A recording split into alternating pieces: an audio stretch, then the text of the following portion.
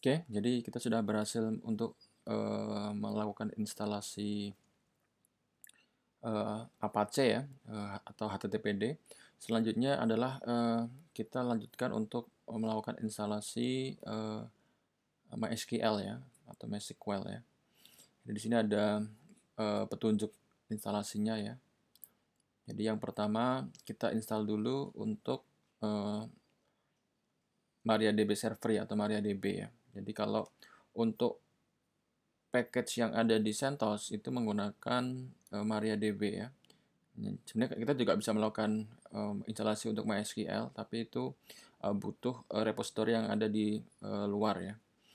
Jadi kita pakai yang MariaDB saja. Jadi ini adalah untuk instalasinya. Kemudian kita akan menjalankan servisnya dengan menggunakan sistem CTL start MariaDB ya. Selanjutnya di sini eh, ketika kita melakukan instalasi MySQL atau MariaDB, ada beberapa konfigurasi yang kita bisa bersihkan ya untuk keamanan MySQL kita ya. Jadi dengan menggunakan perintah MySQL secure installation ya. Setelah itu kita tadi bisa buat servisnya menjadi enable ya. Oke, kita mulai saja. Yang pertama kita install dulu untuk MariaDB-nya ya.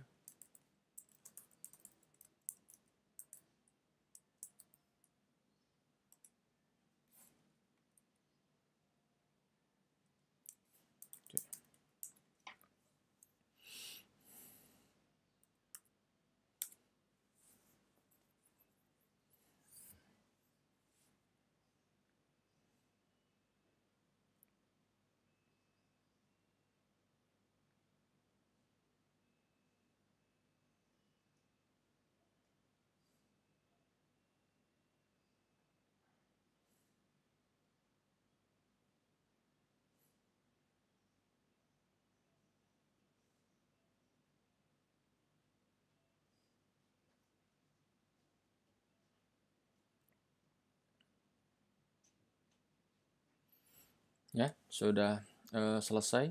Jadi untuk menjalankan servisnya kita bisa nyalakan dengan perintah sistem CTL start MariaDB.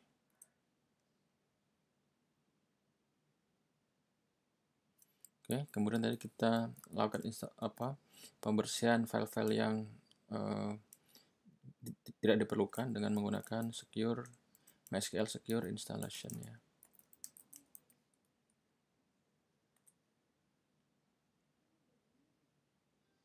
Password saya ini kosong, kita enter aja. Kemudian kita set password rootnya ya. Ini hati-hati ya, jangan sampai lupa.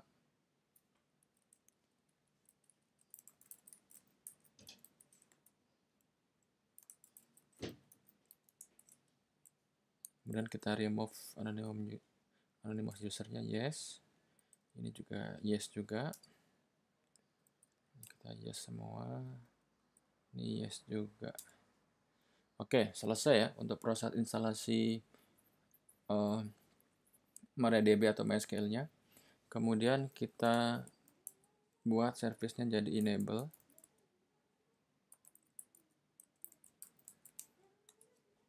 Oke. Nah, selanjutnya kita lakukan proses instalasi untuk PHP-nya ya. Jadi ini dengan perintah yum install PHP dan juga PHP strip MySQL ya. Ini adalah driver ya atau library yang menghubungkan antara PHP dan MySQL-nya ya.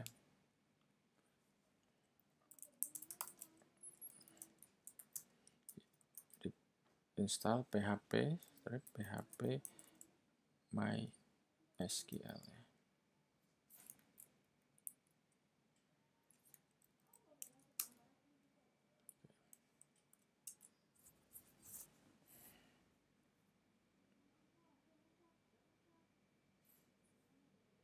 Ya, sudah selesai ya kita instalasi dari PHP dan PHP MySQL-nya. Nah, kemudian ya ini ketika kita melakukan instalasi PHP, eh, sebenarnya PHP punya banyak library atau modul ya. Ini disesuaikan dengan aplikasi PHP kita gitu ya. Kebutuhan modulnya apa saja gitu ya. Jadi kalau mau menginstal eh, modul tambahan nanti bisa kita tambahkan sendiri gitu ya. Nah, misalkan di sini kita ada modul PHP FVM gitu ya. Kalau kalau kita butuhkan bisa kita install misalnya.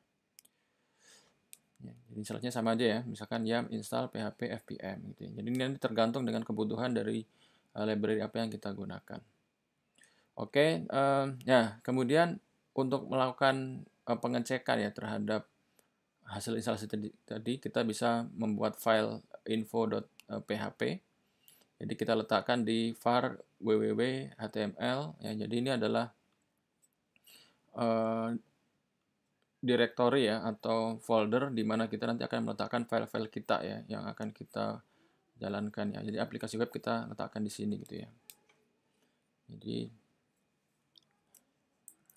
ada di var www.html. Ya, jadi file-file kita letakkan di sini gitu. Tadi misalkan kita mau membuat file info.php gitu ya. Jadi menggunakan file info.php kita letakkan di var www.html.info ya. Jadi nano info.php ya. Jadi ini kita letakkan di var www.html ya.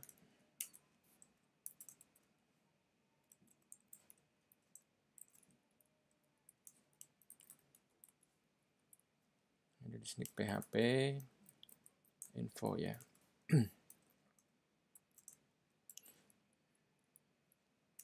Jadi ini kita menggunakan editor namanya tadi Nano yang sudah kita install. Jadi yang belum diinstal harus kita install dulu ya. Yam install Nano ya. Kemudian untuk keluar di sini, ya kalau kelebihan dari Nano itu di sini sudah ada keterangan untuk berbagai macam operasi ya. Misalkan mau keluar atau mau mencari ya suatu teks ya. Ini sudah ada keterangannya. Jadi kalau keluar kita juga bisa dengan menggunakan Ctrl X ya. Ctrl X kemudian yes. Jadi selesai ya. Jadi ini kita sudah membuat file info.php ya. Terus bagaimana cara mengaksesnya? Jadi kita kembali ke browser lagi. Di sini tinggal info.php ya. Nah, di sini ternyata belum jalan gitu ya. File PHP yang kita install tadi belum tereksekusi ya. Ya. Padahal tadi kita sudah install gitu ya. Jadi di sini kita perlu sebenarnya adalah melakukan restart ya terhadap Apache kita gitu ya. Dengan perintah systemctl restart httpd.